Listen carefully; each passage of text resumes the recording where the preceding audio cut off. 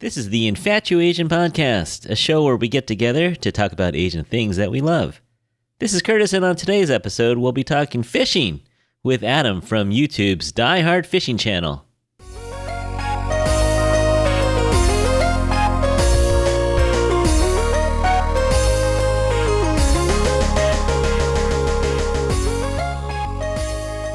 Hey everyone, welcome back to the show. We hope you're all doing well out there. I have a few people that I bounce ideas off of, and so I asked them point blank, I said, is my show too random? Because even in this month, we've had a celebrity chef in LA, we talked a little K-drama, we just talked about starting a CrossFit gym in China, and now we're talking fishing. So I was kind of like, is my audience even tracking with this at all, or is it too random? And they both said that you should just do what you love, and your passion will come across and your enthusiasm. So I'm just going to keep doing it, and we'll see what happens. I think with podcasts, a lot of times people listen, and this might be true for YouTube too, but a lot of times at first it might be the content that they're tuning in for, but then after a while, I think with YouTube, there's probably people who just watch just because of you, because it's your personality and they like to get to know you. So we're just going to keep at it. So today's show is about fishing. And I don't know how many of you out there fish or I know there's a few of you. If you fish the Bay Area waters and you watch YouTube, you'll definitely know who this guy is. We're talking to Adam from Die Hard Fishing. He's got over 12 million views and almost 70,000 subscribers. Yeah. So I think if the Infatuasian Nation comes through for you, if we all just hit like right now and subscribe, you'll hit 70,000 by tonight. Yeah, that would be great. I'm calling it. So yeah, we're talking to Adam. Hey Adam, how's it going? I'm doing well. It's I don't know if I should say what date we're recording this, but it's 2/22/22 today. So if your lucky number is 2, then today's your day. This is the day. Yeah, not a good day for fishing though. The wind is out and the air is a little cold. Yeah. But a good day to buy a lottery ticket and pick all 2s, all the 2 numbers. Yeah. Who knows? So we're talking to Adam from Die Hard Fishing. It's a YouTube channel. It is, what would you say? It lives up to its name. It's called Die Hard Fishing, and that's pretty much what you do. You do a little cooking. How would you describe your show? It's basically a fishing. Yeah, it's fishing. I don't want to sugarcoat it too much, I guess, but yeah, it's fishing.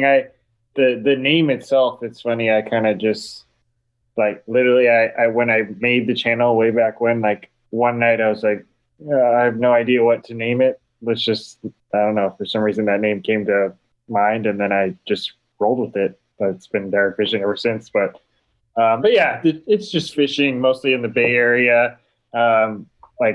Lately, I guess, in the last few years, I really picked up kayak fishing. So there's a lot of kayak fishing on there. For sure. Yeah, and I don't know if you know, this is not the first time we've met. Is it really? No, I've actually met you a few times. I think maybe 2 or 3 times. For the first time, I'm not you won't remember this, but it was at Shadow Cliffs. Okay. December 2020. Okay. You were trolling around. I think you were trolling on the old one. You were pedaling around. Probably, yeah. And so my cousin, we were in the porta boat, and we were slaying on the power bait in the corner. Yeah, you guys were anchored, sitting in one spot, right? Okay. Yeah, and you kept doing laps, looking angry as you went by. Yeah, I was like, man, I'm working my butt off, wasting my time, and you guys are just sitting back there, just bringing them in left and right. Yeah, the key is the power bait, Adam. Okay, I do remember that porta boat, and I can't say that I remember seeing you or remembering your name or anything, but I do remember. Yeah, no, we didn't really. You did interact. The one time you did say, "Hey, save some for me," once as you rode by, and my 9-year-old said, "How's it going?" Yeah. But so that was, and then I've met you at some of these when you've done the street fairs and stuff. I've walked by your booth, but it's nice to finally meet you. Yeah. And coming along on the ride is super producer intern Madison. Hey, Madison. Hi, everyone. I wanted to get Madison on here because otherwise it'd just be 2 dudes talking fishing, and I don't know how interesting that would be. But so Madison, how much fishing have you done? Have you caught any 35-pound halibut? Absolutely not. Maybe surf perch? Wait, actually, earlier you were asking me if I have any fishing experience, and I don't, but my brother, we were like camping once, and he found a stick and attached a string to it and a hot dog, and they were like trying to catch crayfish when we were like 8 or something, and we actually did. Yeah. No, the hot dog is a secret bait for the for the crayfish. Exactly. Fun times. No, yeah, okay. So you got a little experience. You got a line on a stick. That Exactly. sounds like how everyone gets started on fishing, to be honest. Yeah, Mm-hmm. something like that. Well, we'll talk a little bit about beginners and getting started, but I wanted to do, we are the Infatuasian podcast, and so I wanted to do a little history of fishing in California and talk about the history that goes along with it because it goes way back. It goes way back to the 1850s, what I was able to find. And have you ever been up to China Camp in San Rafael? I have, yeah. Yeah, it's just I didn't know it was there. I didn't know it existed. I was just driving along that road one time, and I saw a sign that said China Camp. I was like, "Huh, I'm Chinese." so I said, "Let me go check out this place and find out what it is." And it's this little park. It's a little state park in San Rafael, kind of off the beaten track. And you go there, and it's on the water there, and there's some history, some signs with a little bit of history there. And evidently, at one time there were a couple hundred people living there and fishing, and they were shrimping. Yeah. You know what? Would it be grass shrimp? What do you think they'd be getting up there? Yeah, probably grass shrimp. It's not like the numbers that they had. Like they had pictures of these guys pulling in huge Yeah. like baskets full of these shrimp, and they would dry them in the sun there, and sunny San Rafael. They dried there on the beach, and then they send it back to China. So it was quite a little establishment because the Chinese came to California to look for gold, and that didn't always work out, or literally didn't pan out for them. And so they were just looking for other income, and a lot of the folks came from southern China, which is known for fishing and liking fish, and so they kind of started that industry. And then down in Monterey, there's this place called China Point. Mm-hmm. Another Chinese reference, and it's where Cannery Row is now, but they had a couple hundred Chinese people there looking for everything from squid to flounder to cod, and the big one that the Europeans didn't do was abalone, and so the Asians were like, ooh, abalone, this is good stuff, and so they were doing the abalone. I bet back then you could just like any kind of low tide just walk around and scoop up probably all a over the dozen, place. back in 200 years ago, yeah. And so 160 years ago. And so, yeah, so there was a place called China Point, a couple hundred folks down there. And then in the early 1900s, I don't know this place at all, but it's in Terminal Island in San Pedro, LA Harbor. There were these big tuna canneries there, or fisheries there.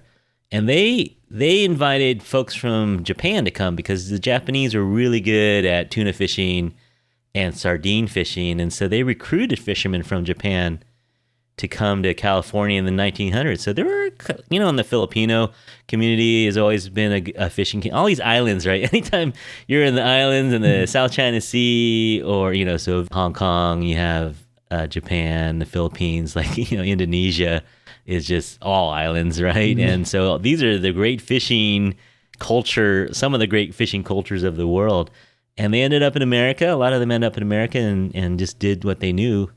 And so we have 160 years of fishing history along the beach of here in California in boats. And even today, if you go out, what do you see when you go out kayaking? It's heavily Asian guys out there. Some women too, but heavily Asian guys out there fishing. Yeah, it's majority definitely Asian males. I mean, I think you're probably going to touch on later, but if you look at the YouTube community, it's almost 100%. It might be a little bit over the grand whatever ratio or percentage or whatever. But yeah, so I think that's probably a key determining factor, maybe. The demographics of folks fishing, yeah. So Yeah, and even on the party boats, like I go out on the charter boats sometimes, and a lot of the captains are Japanese or Chinese. One of the have you ever fished with Jay Yokomizu? Yeah. I'm actually even as a kid, I was in this fishing club with my dad, and it's like this Japanese. There's all these Japanese guys basically in a fishing club. I don't know. And every year up until when COVID hit, it kind of messed everything up. But every year they would charter that boat with him, and yeah, we would go fishing. So I went with him at least once a year on that trip. Yeah.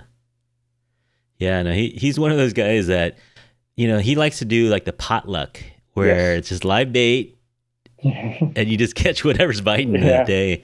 Yeah. He used to like it when we go because because we're all a club, right? So we all know each other, and we also do a potluck. So we brought all this like really good food. We're probably eating like kings out there, and it's probably the best he ate all year was with us. But yeah.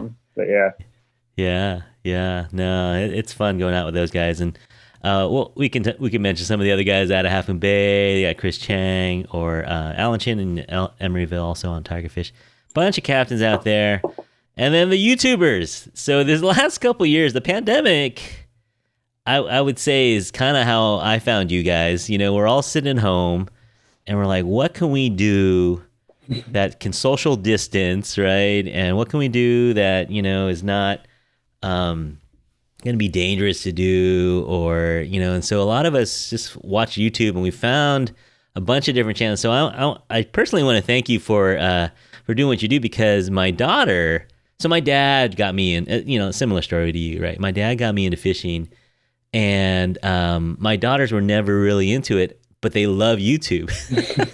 And so I started watching you guys on YouTube, and then they started watching, and so that's where my daughter got kind of into it, and so she's come out with me a couple times. We haven't done anything hardcore, but we'll go to, we live in San Francisco, so we'll just go off the piers and jig up some perch, or whatever, snare some crabs, stuff like that. And then she'll go to Shadow Cliffs with me, not this year, but she'll go to Shadow Cliffs with me and get some planted trout and stuff like that. And so so watching you guys and Taku and Mats and Nick Fish and all you guys who go out there, and you tell the story, and you kind of, they're quick hits. What are they, 12 to 30 minutes long, most of your videos, and there's not a ton of sitting around. It's like, oh, they got another fish. Hey, I got another fish. So for kids, it makes it look super exciting and fun. Yeah, I mean, fishing is I guess on the lower end in terms of action. So we can kind of take 8 hours and boil it down into 12 minutes. It seems a little more exciting, more maybe for the lesser, if you're not as interested in fishing, at least you kind of bear through it. But yeah, no, it's been fun. And it's funny you mentioned that you started watching during quarantine, because I actually I started my channel before COVID, and I did it for 3 years just for fun, basically. I had a regular day job as well. And then I, committed to doing it full time. And then COVID struck literally, I think it was either 2 weeks or 1 or 2 weeks after that. So, maybe it kind of ended up working in my favor, because you weren't the only one who, went to YouTube once all that started going down. But yeah, it's kind of funny you mentioned that, because all the timing of everything was interesting, I guess. Yeah. But it's a huge service too, because we learn from our dads. But if you don't have a dad who fishes, how are you going to learn how to tie knots? How are you going to learn about gear? Yeah. And then most importantly, how are you going to learn where to go? And YouTube University, man, it's like they got everything. And knowing where to go or just getting started is something that you'd have to go to a tackle shop, and sometimes those guys would be patient with you, and sometimes they wouldn't. Yeah. About what kind of gear to get and stuff like that.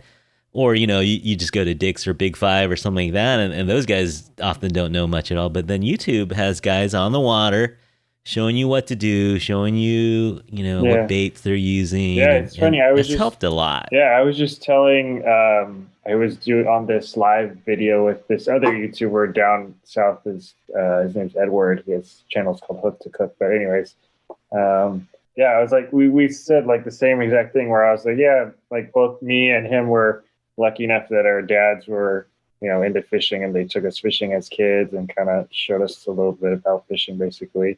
But not everyone is that lucky, and I feel kind of like I'm almost giving back to fishing, even though I'm not a dad myself, and I'm not trying to replace all the dads out there, but I think the videos, YouTube videos or YouTube in general, is kind of, it gets you started. And even for me, like my dad never took me, like for example, steelhead fishing. I didn't know anything about steelhead fishing, but through YouTube and just kind of learning on my own, I was able to kind of, well, at least through YouTube, I was able to get a head start, I feel like.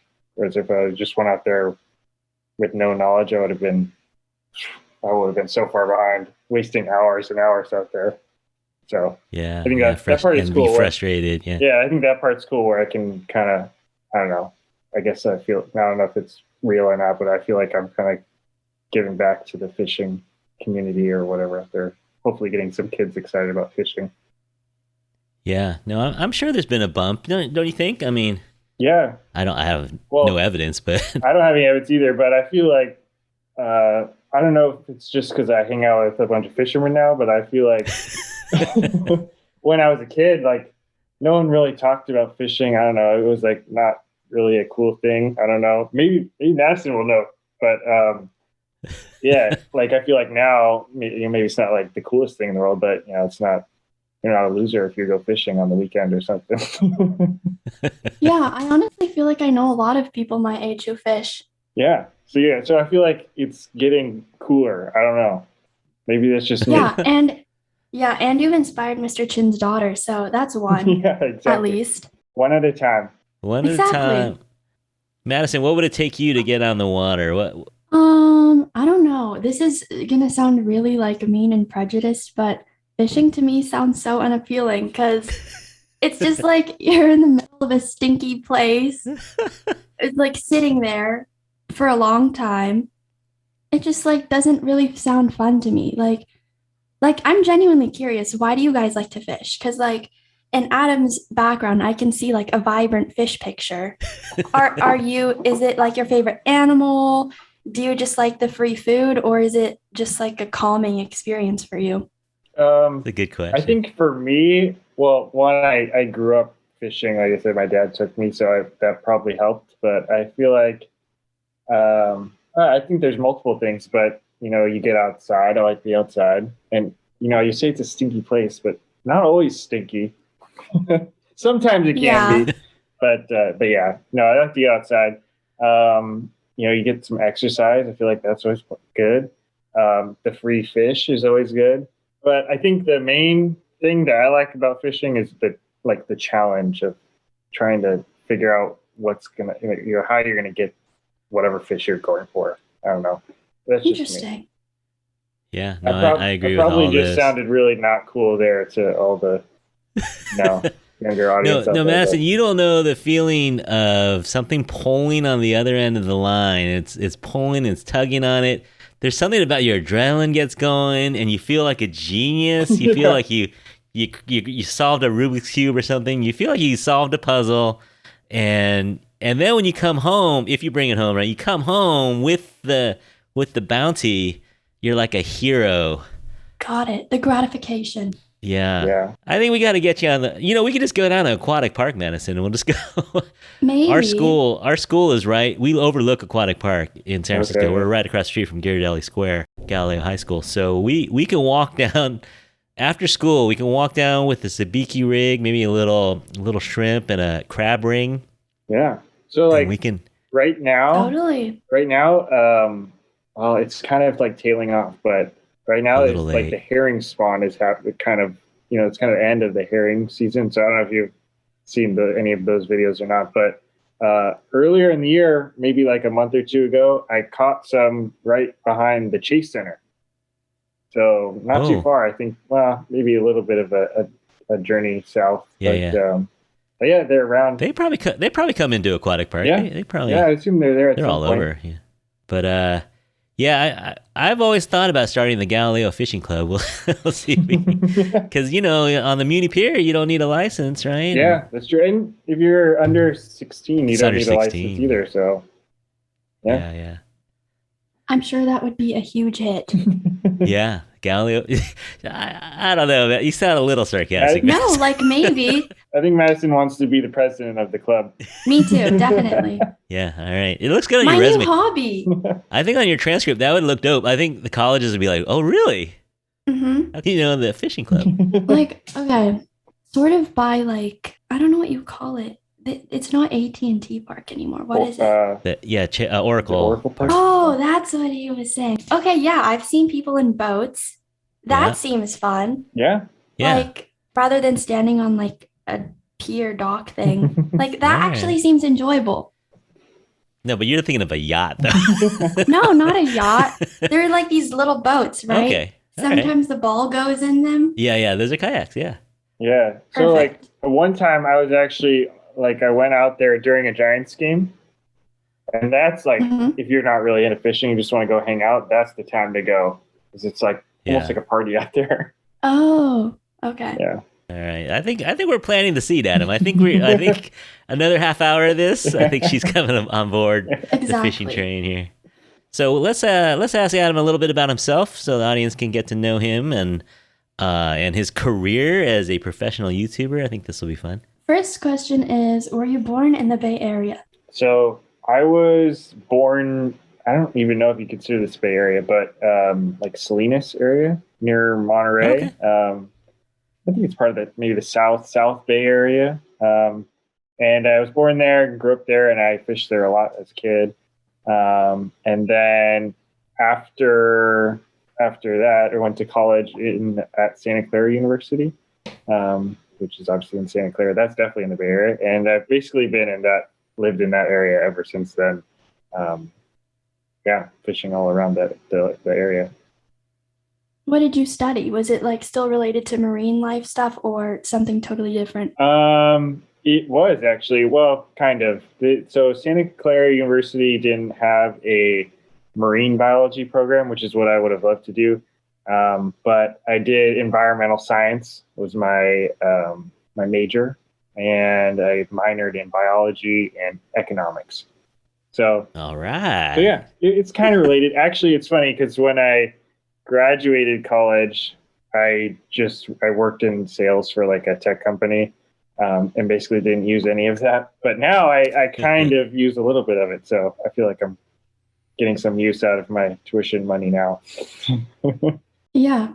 So you're just fishing out. You're working and you're fishing on weekends and filming it here and there. Yeah, after actually, it's funny when I was at Santa Clara, I did very little fishing actually, which is kind of weird thinking about now. I don't know how I survived, but yeah. Then once I graduated, I worked just a regular 9 to 5, Monday to Friday job, and I fished probably once on the weekend and maybe once or twice like before or after work when during the summer when the days are longer. There's a couple times when I like came into work, probably smelled like fish, which I feel bad for the people who had to sit near me or the cubicles next to me, but that's how it was for then. And then, yeah, like I said, so I did my YouTube just for fun or like on the side or whatever for 3 years, while I was working in that corporate job. What was the ultimate turning point in your YouTube career where you were like, I can do this full time? Were you like making the same amount of money you did at your corporate job? Did you like get a certain amount of subscribers? Yeah, I think it's funny. I don't know if there was like a certain like time or day when I was like, I could do this. I always felt like I could, but I guess I was like validated when I was basically when I made as much money as I did before in my corporate job. I was like, okay, this was like a good choice to go try and do this, and I've basically how do you say, like, I executed my plan, I guess you could say. Yeah. Well, that's awesome. Congratulations. Yeah. Thank you. But What does a week in the life of Adam look like? Die-hard fishing. How often are you on the water? What kind of hours you putting in? So that's another thing. I probably should have mentioned that earlier, but I always tell people now, if you think about like fishing time and driving time, editing time, like everything all the hours that I put in that eventually, contribute to the channel. I work way more hours now than I did in my 40-hour a week, corporate job. But I say that very lightly. I don't know, because it's hard to consider fishing as work even now. So yeah, I would say I fish on average maybe 3 times a week, and then the other 2 days a week are like resting some, because some of my fishing days go like, I don't know, 12 to, I've even done some days where it's like driving, like 18 hours.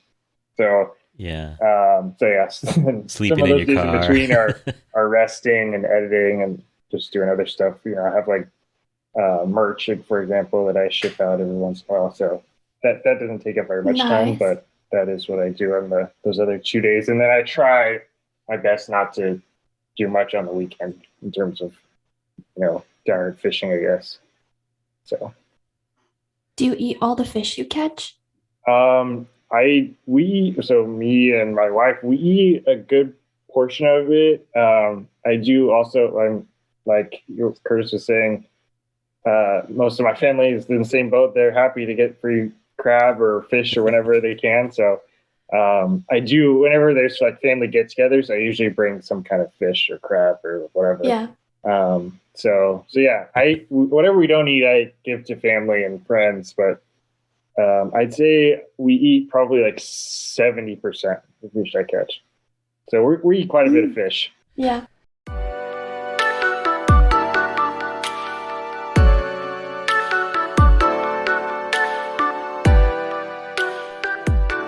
Let's talk a little fishing.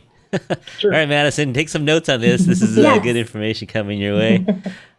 So here in California, we have seasons, and we have migrations, and there are definitely times of year where you can get certain kinds of fish, and sometimes of year you can't. So I was thinking we could break it down by the calendar a little bit. So we're right in towards the end of winter right now, but let's go back to December and talk about what are like the main catches you would do in the winter. Yeah. So the Bay Area, I think we're really lucky. Well, fishermen are really lucky in the Bay Area that there's always something to catch, because some other parts of the country or world, like during winter, they're either ice fishing or sitting in a cabin anyways, for here, during the winter, I think the 2 biggest ones are, if you're fishing on the beach, there's surf perch. That is most popular during the winter. And then probably the main thing is crab, which everyone, I don't know if I've met many people that don't like crab. Some of the people are allergic to it, which is another story, but if you actually can't eat it and don't like it, I don't know about that. But that would be me. Oh no. Really? Yeah. I mean, okay, like in sushi, I like it. That's it. Okay. I like it. I just don't like all the work. It is. Yeah, that's true. Yeah, I don't know why I'm not a seafood person. Have you ever eaten like crab cakes? Yeah. And you're not a big fan? Yeah, I'm not a big fan, but it seems like I feel like seafood is such like a fancy food, So like I sort of want to like it. Yeah. But, I can see why it's not for everyone, but yeah, that is the crowd pleaser though. If you like I said, if I bring crabs over to my in-laws, I score huge brownie points with them. So yeah. Yeah. Well, I stand corrected. Not everyone likes it, but a lot of people like it. Yeah. And that one really blew up, I think, during the pandemic. I think the beaches got, combat fishing. You were shoulder to shoulder on the beaches. Yeah. Well, the crab is nice because you can get it from shore. So, not everyone has a kayak or can afford a kayak or even wants a kayak or a boat, for that matter. So, the fact that you can get it from shore or from a pier or jetty or whatever, I think that helps in the popularity. Yeah. And then earlier in the season, when they're always having these disputes or the whales or something like that, the stores don't have it, or if they do, it's coming from Alaska and it's like $20 a pound or something like that. And so, the cheap guys out there are like, you know what? I'm just gonna go to the beach and throw some squid out there and snare a few of them. Like it's not hard to catch. I don't know what you consider hard, but like I feel like just the average person can go out there and catch a crab. I don't know. It's not as difficult as some of the other kinds of fish. So not a ton of skill. Yeah, just throw it out there and wait and pull it in, see what happens. Like some fish, like for example, salmon, I feel like are a lot harder to just go and catch one. And once you get better, obviously you catch more. But for crab, like I feel like it's not. You can watch a YouTube video and go get one yourself. Like it's not that hard. All right. Well, another segue. Speaking of salmon, let's talk about spring fishing. Yeah. So what stuff's coming up in March and April, May? Yeah. So starting usually in April, it depends on the year. Sometimes the seasons get delayed, but in April is usually the start of salmon season in the Bay Area, which is probably one of the biggest, other than crab seasons. And then there's also rockfish and lingcod open also usually in April, depending on the season. So those are like the two main inshore. And then maybe towards the end of spring, maybe like June or May or June, the halibut start coming in better numbers. So actually right now they're just starting to catch some in the bay. So, and they're there all year round, but for whatever reason, I think they eat more during the warmer months, or they're more active during the warmer months. So once it starts warming up, they start catching more of those. Yeah. Or maybe the big ones come in from the ocean. It's true. I'd be interested. I would love to tag a halibut and see where it swims through its lifetime, because I don't know how often they like go in and out of the bit. Like, do they go in and out every year to spawn, or I don't know. But yeah, you're right. The more bigger ones, maybe they're coming in to the bay during that time. I guess if I had for three fish species, it would be halibut, salmon, and rockfish for the spring. Yeah, that's kind of the for a lot of people that's it's like opening day of baseball. When the salmon season is like there's 20 boats lined up at the boat ramp, and that's the one people get excited. Like I was saying, when I was a kid, I grew up in Salinas, so like our closest harbors were like Monterey and Moss Landing and Santa Cruz probably. And I remember like every day. So actually, where I went to middle school in Moss Landing, and I remember every opening day when I would take the bus to school, the trailers were lined up for like I don't know, it seemed like miles down the road on the side of the road.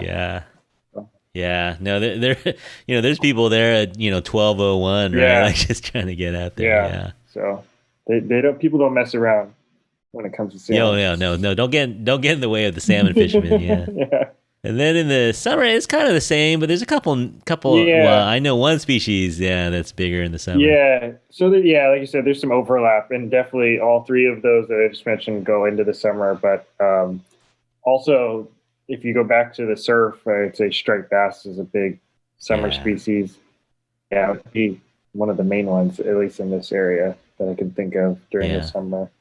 And if you're lucky enough to run into a school of striped bass on the beach, it's it's game on. It's so much fun. It is so much fun to catch a striped bass. Striper is fun. I used when I was a kid, we used to do a lot of surf fishing. I didn't have a kayak, and my dad never had a boat or anything like that. So we did a lot of perch fishing, and then striper was like the big draw for me. I used to go. Yeah. I remember after my senior year of high school, I worked for that summer before college. I worked at this pizza restaurant, and I worked from I think 2 p.m. till it closed, so like 2 to 10 or whatever. And then almost every morning, I went fishing to the beach. So I like that whole summer was like, I don't know. I didn't have any friends. I don't know. I was a loser during that time, I guess. But I would fish like 6 to noon, go home, shower, go to work, 2 to 10, go to sleep, and then do it all over. I feel like like if I would have done YouTube during that time, I could have pumped out so many videos, but that's okay. It was a fun summer. Yeah, that is a fun time to surf fish, for sure. And then fall's kind of the same, but mostly rockfish. What do you do in the fall? Yeah, more rockfish, I think, is probably the main one during the fall. Like it's the end of halibut, salmon, those kind of all taper off. And then I guess, I don't know when the fall ends, but crab starts in November. So that's probably the next one starting. It's the cycle of life, man. Yeah. It just keeps going around. Yeah. So just different things to look forward to during the year. Do you have a favorite fish to catch? I feel like it changes. Like it's always the next one that's coming up. But right now, I think my favorite fish, well, at least my favorite two fish, maybe it would be salmon and steelhead. Yeah, like a ocean salmon and a river steelhead. Yeah, because I don't know. I think, well, the challenge is probably the main thing because they're a little bit more challenging to catch. And then for salmon, just I like eating salmon too, so that's a nice bonus. The payoff is there. Yeah. So now, Maddie, you got to watch some of these earlier videos with Adam or maybe Taku on these pedal kayaks, trying to catch a king salmon in the ocean. And there's these rules, like you can't use, like a hook has this thing on the end called a barb, and it kind of holds the fish on there. But for salmon, they don't want you to catch them unless they're big enough, so you want to be able to release them. So you have to use this thing called barbless hooks so the salmon can slip off of there if you lose like tension on it. So these guys, they'll hook a salmon and then they just start pedaling like crazy. And you gotta watch these YouTube videos where they just catch one and they're so excited, their adrenaline's running, they're just pedaling as hard as they can, holding the salmon, and then they'll lose like, what was that? Was it 2019, 2020? You had this year where you just kept losing them. It was so bad. I think it was, I forget what. I tried to block it out of my memory now, but yeah, like it doesn't sound that big of a deal, but like if you don't fish very much, but like when you have the regular hooks that you can use for most fish, like you don't lose very many. Maybe you lose like 10% if you're doing everything right. But when you don't have that little barb on there, it's that little thing makes such a big difference. I feel like you lose at least maybe a third of even if you do everything right, you lose at least a third of them. That particular year, I think I was losing over half of them. So that was a tough time. All right, guys, back at you. Another salmon video. Well, I shouldn't really say another salmon video. I haven't really had any salmon videos. You've seen a few of my struggles. I lost a drone trying one time. I lost a good fish when I was out here with Outdoor Chef Life, and there's been countless other, I think at least 5 other trips where I just didn't catch anything, so I didn't make a video. So anyways, it's been a tough year so far for me. Today's a new day. We'll see if we can make it happen. My strategy today is, well, my strategy previously has been kind of just grinding it out.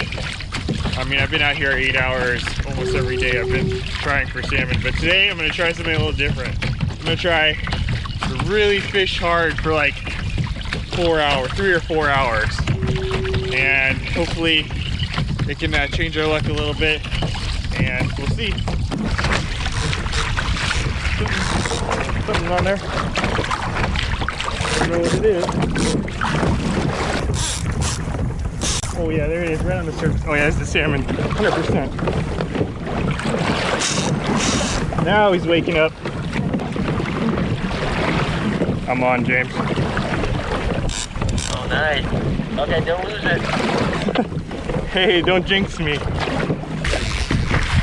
So, salmon fishing, we're using barbless hooks. So, the key, the like number one thing to keep in mind when you're fighting it is keeping that tension. Don't jump. Oh, no. Oh yes, we got him. Oh, yes. Oh. I did it. That was a questionable net job at best. Oh, but I got it done.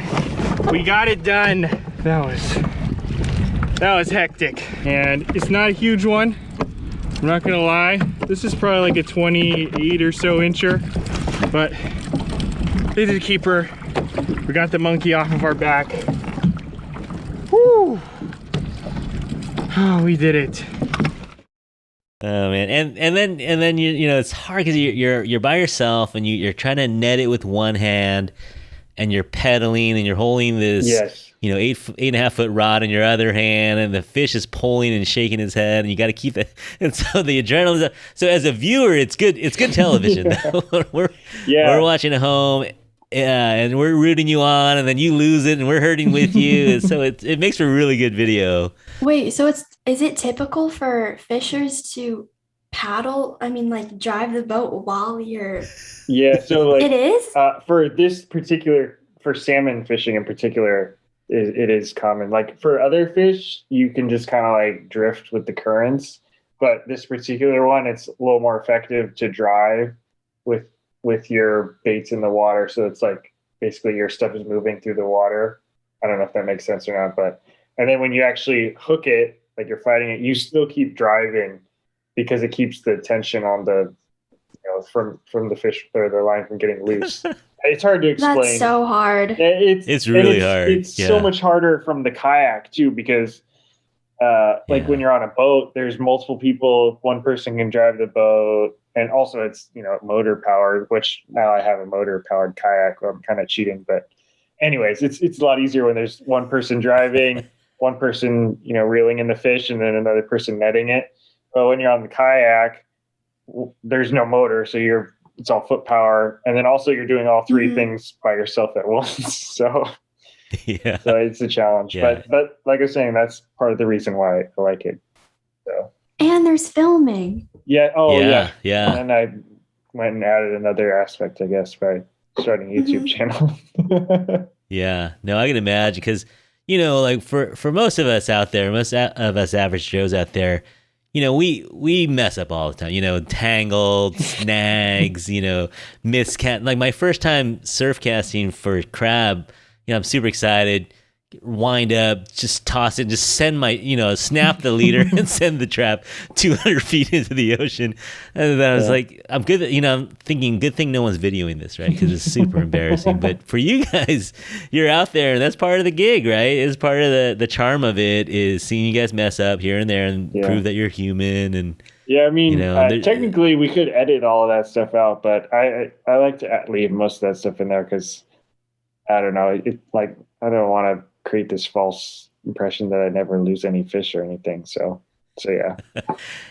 No, I think it makes people like you better too. Like that. There's one video there's another guy named Matt, Fisherman's Life, and he's out there salmon fishing on this little portable boat. He's so seasick. That was the best. That was the best 20 minutes of video though. He's just cussing at the waves and cussing at the fish. And he's like, I don't even cuss like this. I don't know why I'm doing this. No, because that would be me. Yeah, it's bad. Like once you get seasick, you're just it's no fun. I get seasick too sometimes, and it's literally the worst feeling ever. Is the worst. But he's on camera and he's trying to catch a fish, and he's 10 miles offshore. No, he's 5 miles offshore. He was way out there in that little boat too. Man. I know. It's kind of funny because he's like literally, completing one of the hardest things to do in fishing, but he still feels terrible because of the seasickness. So terrible. Yeah. But we love you, Matt. Yeah.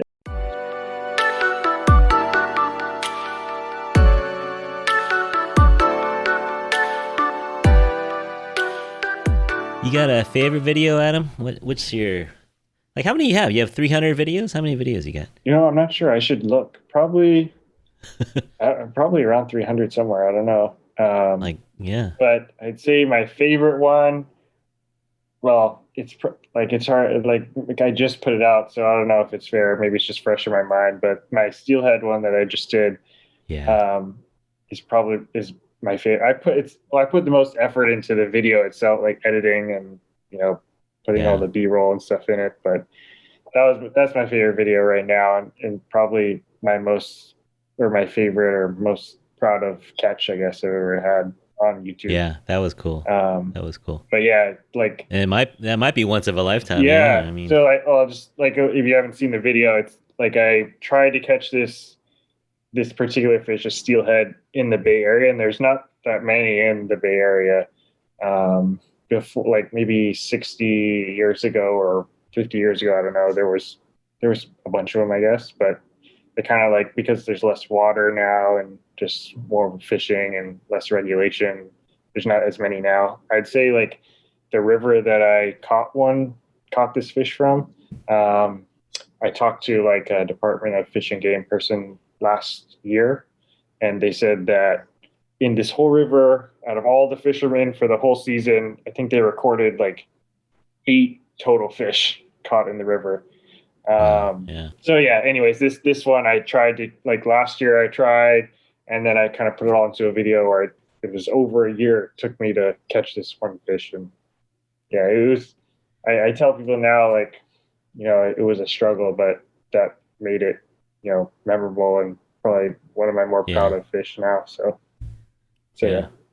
No, definitely. Yeah, everyone should go check that one out. It's cool because you'll learn a lot too, I think, in that video of just kind of the things that have to fall into place. You know, we have to have a rainy season. You have to have, you know, just be in the right place, right time. Yeah. And I'm probably kind of proud of it because you can, well, I don't know if I did the best job of showing it in the video, but I just felt like I started with like no knowledge basically at all of catching a certain kind of fish, and just kind of progressively learned until I was able to finally get one. And I don't know, that's, like now I'm kind of, I feel like when people ask me about fishing, I always tell them like, even if you're not catching anything, you're always learning every time you go. And the more that you don't catch one, the more proud of you're going to be when you finally do catch one, because you know, the struggle that it took to get there. I feel like it's hard to replace that. That's a good perspective. Yeah. Which is, I think it translates to other stuff too, not just fishing. So yeah. Sure. What recommendation do you have for someone who knows nothing but wants to get started? What would you tell this person? Interesting. Well, obviously it helps to watch a lot of YouTube now. There like, you it's go. nice to have that resource. So yeah, I would just start with something a little bit easier. Like, you don't want to invest a lot of money when you're just starting fishing. So like, don't go buy a $500 pole. Just get something that, you know, will work for, you know, low budget, I guess. And like, go to the beach. It's kind of how I started as a kid.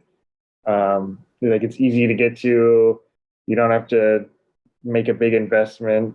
You know, you can, and there's plenty of fish to be caught right in the beach there. Even, you know, it might seem like you need to get way out there to catch fish, but actually there's plenty of fish right in close. So yeah, if you're just like new to fishing in general and you just want to go catch something, that's what I guess I would suggest that. Try catching some fish on the beach first, in this area at least. Or trout. Trout is good too, like you were saying earlier. If you want to go try a lake, you can get a little setup for less than $100, probably at Big Five or something. Definitely, yeah. And the trout are like pretty similar to like perch and stuff like that, where you don't need to be like an expert fisherman to catch one. They'll eat, like you said, if you get some power bait, your chances are fairly good. Some light line, some power bait, and you're good to go.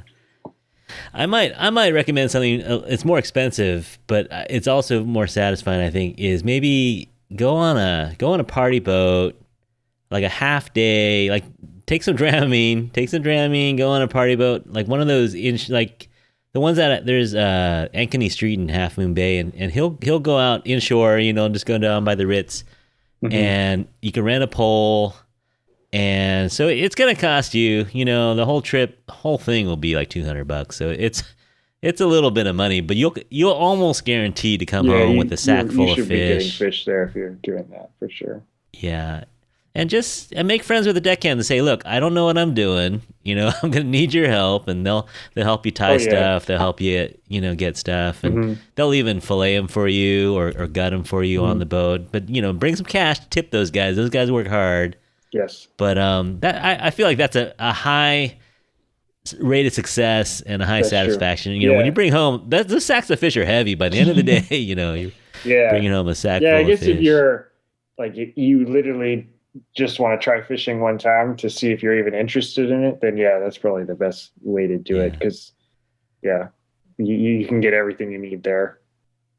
Yeah, and here's a pro tip: if you're Asian, right, and you like the fish heads for the soup and for the other stuff, right? The deckhands will clean the fish, but a lot of guys just want the fillets, so they don't want the bodies of the fish. So I went with my father-in-law, and he was like, "Wait, they're throwing away those heads." So he's like, "Can I have those heads?" And I was like, "Sure." So he brought home like 30 pounds full of fish heads. Yeah, even some of the guys like even like salmon, they'll like get the fillet and then that's it. So Yeah, like I don't know, I like eating the collars and everything else, and especially salmon. So even if you don't yeah. catch one, like there's a few times back when I was a kid, I used to go on the party boats more often. I didn't catch any fish, but I still ate good that night because I took the heads home. You get the collars, yeah, Yeah. yeah. Well, here's a sad story though. So I went fishing with my dad's buddy, he's a Chinese guy, and we got our salmon, and he's coming in and fishing games there with their little beeper to see if their fish is Oh, tagged. They have a little chip in the head, and so he catches this fish and he's bringing it in the whole fish, and it beeps. So there's a chip in the head, and the fishing game goes, "Well, we got to take the head." And he almost cried because he was like, "How are you going to take the head away from a Chinese guy? This isn't right." yeah, yeah, I've He was seen almost that. in tears. Yeah, that's unfortunate. But yeah, you're right. A lot of people don't like the heads, but I mean, there's, they're doing it for speed. So a lot of times they're filleting these fish so fast. There's a lot of meat on those bones Yeah. too. So Oh, yeah. You can make you want many crap. meals out of the scraps that they throw away. So, Yeah. yeah. Yeah. Yeah. Or good crab bait too. Yeah. You can turn little trash and turn it into like, hundreds of dollars worth of crab. So, There you go. Yeah. so All right. You've answered all of our hard questions. Are you ready for Madison's lightning round? I hope so. Okay, first on the lightning round is if you could only do one type of fishing, one species of fish for the rest of your life, what would it be? Oh, wow. Probably salmon fishing. I don't know. It's hard Yeah. for me to replace that. It seems like it's probably at the top of my list. So if I had to pick one, that'd probably be it. Plus, it tastes so good. Yes, the taste is always the kicker. Okay, thinking about iconic seafood dishes from around the world, if you could get a plane ticket and the ability to catch and have a master chef cook it for you, which destination would you choose? Sashimi in Tokyo, fish and chips in London, poke in Hawaii, whole steamed fish in black bean sauce in Hong Kong, or fish curry from Sri Lanka. Yeah, I think I would love to catch some kind of, I forgot what fish it's you said, but catch something in Japan and have a sushi chef like professionally make Oh, it. Yeah. sashimi. Sashimi, yeah. Yeah. Yeah, Yeah, that'd be Yeah, fun. I would do that or the poke. yeah. Yeah, Okay, poke's okay, good it's too. good too. All right. Now these numbers are pretty impressive. Now, which fishing record would you most like to break? Now these are California records. A 67-pound halibut, a 4-pound 2-ounce barred surf perch, or a 65-pound king salmon. Oh These are man, California records. it's funny you mentioned that because I was actually looking at these records not too long ago because I was going to try to do a video where I break one. Not either of those three because those would be really hard. But there's some other fish on there that like aren't Don't look aren't that hard. aren't targeted as much, I guess to say. So I feel like they're more attainable. But anyways, to answer your question, and I hate to keep coming back to the salmon, but I feel like to catch Yeah. what is it, 65 pound? 65. Yeah, like that. Can you If I got imagine? that, it's like might as well retire from fishing at that point. Well, that does it. Well, I got one more. I don't know if this is an interesting question. Do you guys go out to eat much or? Yeah. All right, the question is favorite Bay Area seafood restaurant. Okay. Yeah, that's a good one. So, like I said, I used to grow up in Monterey Bay area. Oh yeah. And I think our favorite seafood restaurant is Phil's Fish Market in Moss Landing. Haven't been there. You should try it. So it's like, I don't know how to describe it, but like if you search Phil's Fish Market, I'm sure you find it, but it's kind of like on the beach ish on like, anyway, in Moss Landing. Um, but anyways, they're famous, I think, for their cioppino. So Whenever my wife and I are going through there and we want to stop for food, that's what we'll stop and get. It's like a huge bowl too. It's good. There's plenty for 2 people. Yeah. So yeah, I think that's our favorite. All right. Yeah. All right. You survived the lightning round.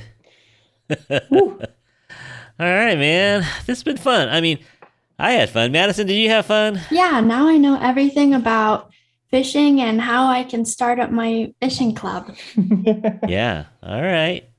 And you don't know this, but if you know anyone that fishes and you say, "Hey, I had an hour-long conversation with Adam from Die Hard Fishing," they'll be like, "What? I know. No way."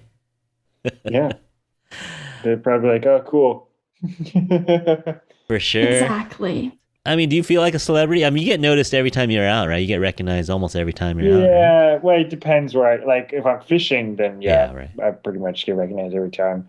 But actually, yeah, because I started full time right at being a shelter in place, so it's like I don't know, I haven't gone out to like big gatherings really for a while. But then like this past weekend, I just went to the farmers market with my buddy and got recognized a couple of times. So I was like, oh, maybe I am a celebrity. Yeah. Okay. Yeah. Legend. So yeah. But yeah, it was nice talking to you. Don't forget me when you break a fishing record. Okay. Yeah. Shout out to Madison. Yeah. Exactly. Yeah, I wish you could do this. Like when you invent something or like when you discover a new fish species, you can like name it whatever you want, right? But it'd be nice if like when I broke a record, I could be like, oh, this is the Madison record, or I don't know. Exactly. It's the Madison. Yeah.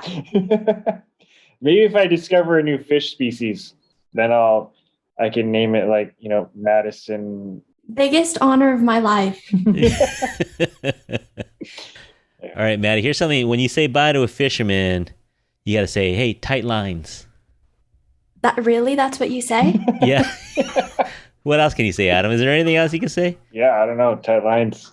That's probably like the... See you at the launch. Meet me at the boat launch. Yeah, I don't know. Tight lines is it.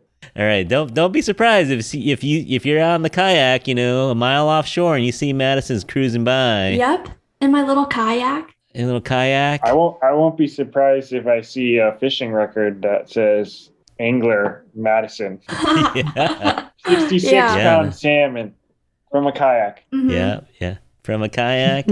She's gonna be saying, "How would you catch? What's your PB?" Yeah, I'm gonna be like, "Oh, don't ask me." Exactly. Don't ask. I just lost 3. All right, Adam. Thanks for coming along. Tight lines to you, my friend. Tight lines. All right, tight lines to you guys too. And we'll talk to you soon. Thank you. Bye. Yep. Thanks, guys. Nice meeting you, Madison. Bye. See you later.